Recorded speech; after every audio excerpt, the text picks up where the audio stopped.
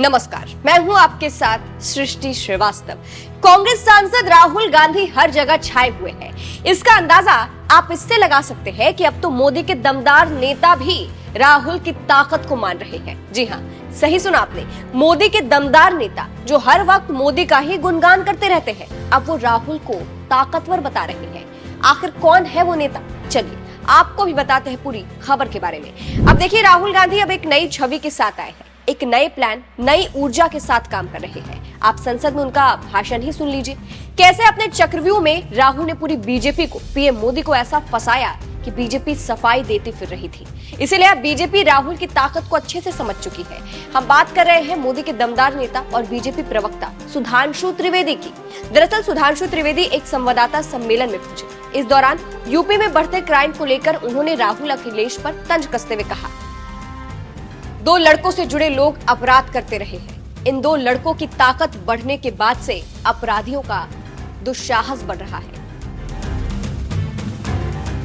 अब सुधांशु त्रिवेदी के इस बयान को बहुत अहम माना जा रहा है, क्योंकि खुद पर घमंड करने वाली बीजेपी पहली बार मान रही है कि सामने वाला ताकतवर है, वो भी उनसे ज्यादा ताकतवर है। भले ही सुधांशु त्रिवेदी ने तंज कसा हो, लेकिन फिर भी बात तो वो यही कह रहे हैं कि राहुल अखिलेश की ताकत बढ़ गई है। अब सुधांशु त्रिवेदी के इस बयान के बाद से राहुल की ज्यादा चर्चा हो रही है, उनकी ताकत की ज्यादा चर्चा इसलिए हो रही है क्योंकि यूपी में अखिलेश को बम्पर जीत राहुल के सहारे ही मिली है। यही कारण है कि सुधांशु त्रिवेदी के इस बयान को कई लोग पॉजिटिव वे में ले रहे हैं कि आखिर तंज ही का सही, लेकिन राहुल की ताकत माननी ही पड़ी। फिलहाल बता दें, इस बार के लोकसभा चुनाव में राहुल और अखिलेश की जोड़ी ने खूब कमाल दिखाया। इनकी जोड़ी को यूपी के दो लड़कों का नाम दिया गया। इनके गठबंधन का कमाल था कि समाजवादी पार्टी ने लोकसभा चुनाव में यूपी में अच्छा परफॉर्म किया, इसीलिए यूपी के दो लड़कों की खूब चर्चा हुई थी। और अब एक बार फिर से इनकी ताकत की चर्चा भी हो गई, जहां सुधांशु त्रिवेदी के बयान को लोग पॉजिटिव ले रहे हैं। सुधांशु त्रिवेदी के बयान पर आप क्या कहेंगे, कमेंट करके जरूर बताइएगा। अंत में आपको राहुल का एक दमदार भाषण सुनाते हैं, सुनिए। एक युवा को, अभिमन्यु को 6 लोगों ने चक्रव्यूह में मारा था। 6 चक्रव्यूह में फंसाकर मारा था। सर, चक्रव्यूह के अंदर डर होता है, हिंसा होती है, और अभिमन्यु को चक्रव्यूह में फंसाकर, ट्रैप कर 6 लोगों ने मारा। मैंने चक्रव्यूह के बारे में थोड़ी रिसर्च की और पता लगा कि चक्रव्यूह का एक दूसरा नाम होता है पद्मव्यूह, मतलब लोटस फॉर्मेशन।